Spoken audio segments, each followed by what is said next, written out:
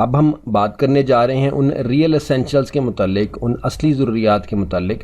जो कि ना सिर्फ कि अंग्रेज़ी बल्कि किसी भी ज़बान को अगर आपने सीखना है तो आपके लिए जानना ज़रूरी है, लेकिन उस तरह से नहीं जिस तरह से कि फॉर्मल सिस्टम में पढ़ाया जाता है, सिखाया जाता है या ज़ाहिर किया जाता है कि वो दुरुस्त तरीका है, क्योंकि हमारे सामने नताइज हैं।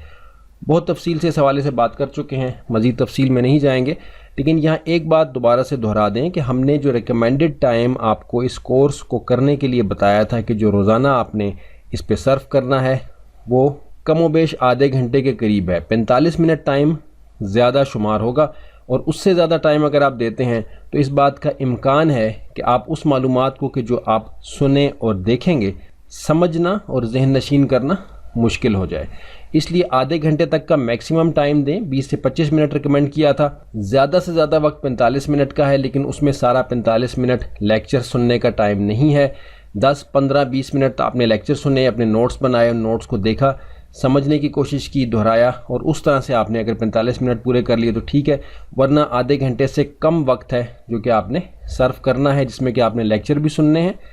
नोट्स भी बनाने हैं और उसको रिवाइज़ भी करना है। बाकायदगी के साथ ये वक्त देंगे, इससे ज़्यादा आगे बढ़ने की ज़रूरत नहीं है, क्योंकि हमें नताइज पर नज़र रखनी है, हमें मिकदार पर नहीं जाना, हमें क्वालिटी पर जाना है, क्वांटिटी पर नहीं जाना। रियल एसेंशियल्स को समझने के लिए हम यहाँ आ जाते हैं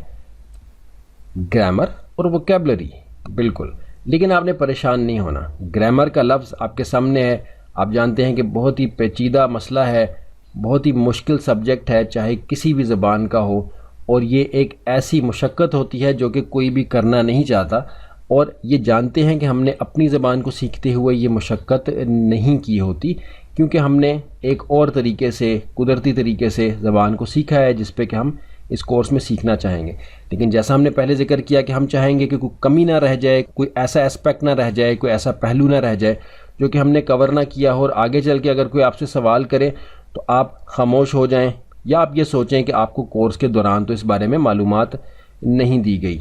तो ये दो एलिमेंट्स हैं, ग्रामर और वोकैबुलरी, जो कि किसी भी ज़बान को सीखने के लिए, रवानी के साथ बोलने के लिए, सुनकर समझने के लिए और आगे चलकर लिखना और पढ़ना सीखने के लिए जानना ज़रूरी होता है। लेकिन ये उस तरह से बिल्कुल नहीं है जैसा कि आपने फॉर्मल सिस्टम में देखा, सुना, पढ़ा, आपको बताया गया, जैसा कि हमने जिक्र पहले किया।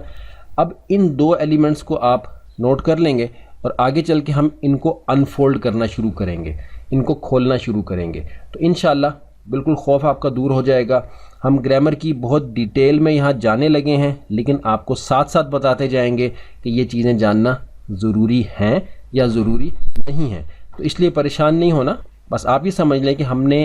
किसी भी ज़बान के हवाले से जो दो मेजर एस्पेक्ट्स हैं जो आपको जानना समझना ज़रूरी होता है, उनको आगे चल के बहुत डिटेल से कवर करना है। लेकिन इसमें बहुत सी नई चीज़ें आपके सामने आने वाली हैं, जिनको कि अभी हम आगे चल के इंशाल्लाह देखना शुरू करते हैं।